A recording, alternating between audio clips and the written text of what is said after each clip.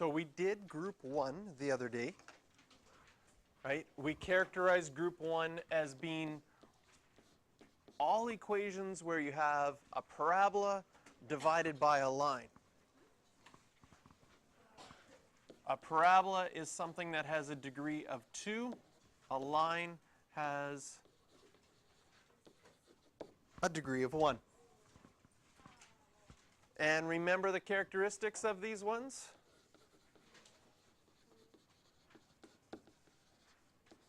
Some graphs have holes or points of discontinuity, and other graphs had oblique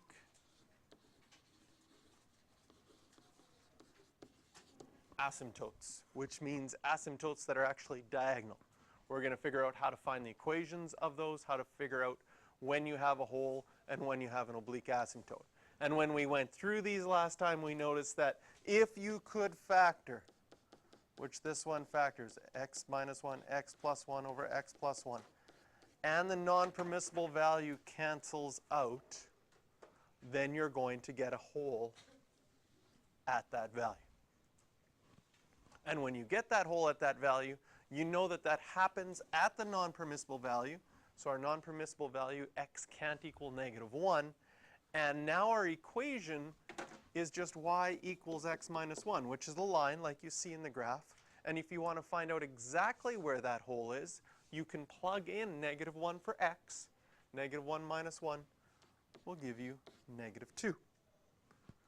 Nicely color-coded hole. So that was our first group.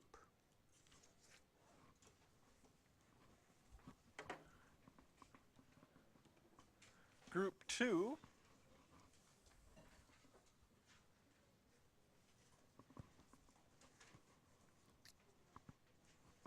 what we notice in group 2 was the first one is a line divided by a line. The second one, a parabola divided by a parabola. The third one is a line divided by a line. So for group 2, what we noticed is that the degree is the same on the top and bottom. So that's one characteristic that we notice the same.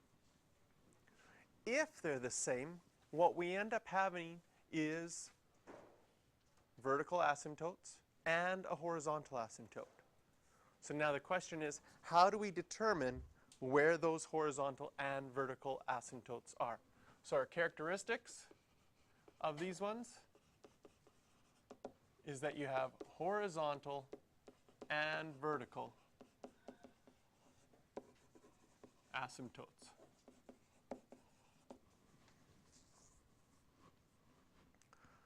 The vertical asymptotes are really easy to find because they're always related to the non-permissible values. Right here. Whatever our non-permissible values are, those are also going to show up as vertical asymptotes in this case. So if you were going to draw them in, you'd use a dotted line and label as x equals 1. Now to find our horizontal asymptote at y equals 3, you have to look at the highest degree that your function is. In this case, the highest degree is an x. In our second one, the highest degree is x squared. And you can basically ignore everything else. So if I look at this one and I just look at the highest degree on the top is 3x, the highest degree on the bottom is x, and if I were to take 3x and divide it by x, well, the x's would cancel out and I would get y equals 3. And that becomes my horizontal asymptote. The idea behind a horizontal asymptote is it shows you what's happening as the x values get to really big positive numbers or really big negative numbers.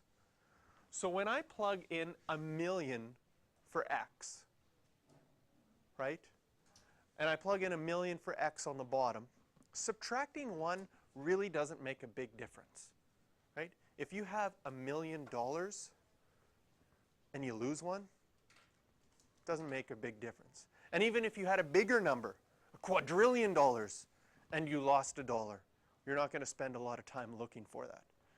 If you have 50 cents and you lose $1, you feel bad. It's kind of hard to do, but I guess it could happen. So when x gets really, really big, that -1 doesn't matter anymore, and we're really just looking at 3x divided by x, and it gets closer and closer to 3. The bigger x gets, the closer it gets to 3, and that's what an asymptote shows, is what your graph is approaching. So can you see in this second one, the biggest power on the top is an x squared. The biggest power on the bottom is an x squared.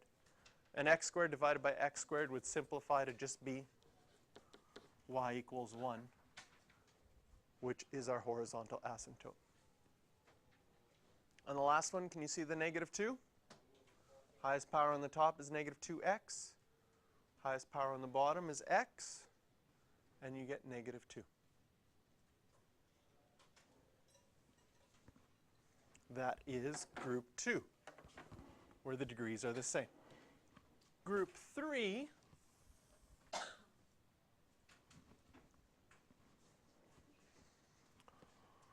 what's in common in group 3 is in our fraction, the top has a degree of 0, and we're looking at all functions that have a parabola on the bottom in group 3 here. Well, we do have some where we have degree of 0 or 1. Basically, what we're looking at is what happens when the degree is bigger on the bottom of our function as compared to our top of our function. These first 3 that we see all have a degree of 0 on the top and a degree of 2 on the bottom.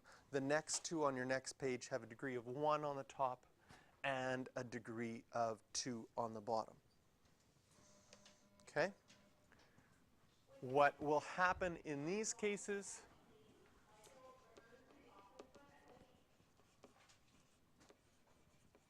this characteristic is you're going to have a horizontal asymptote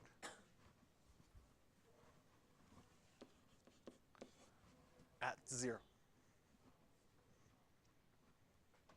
And we're going to see why that happens with the same technique that we looked in group 2.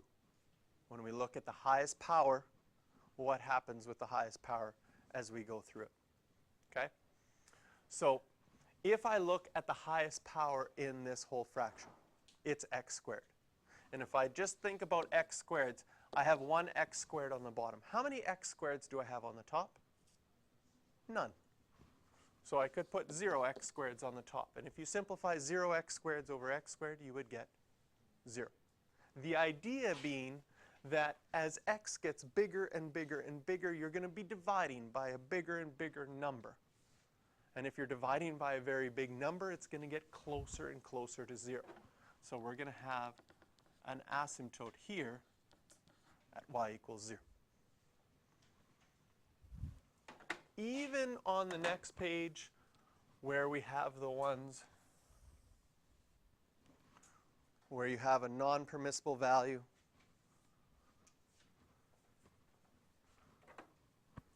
and if you think, well, what's my highest power? It's still x squared, and I still have 0 x squareds on the top. So if I were to simplify that, I would get an asymptote at y equals 0, even if it's an x over an x squared.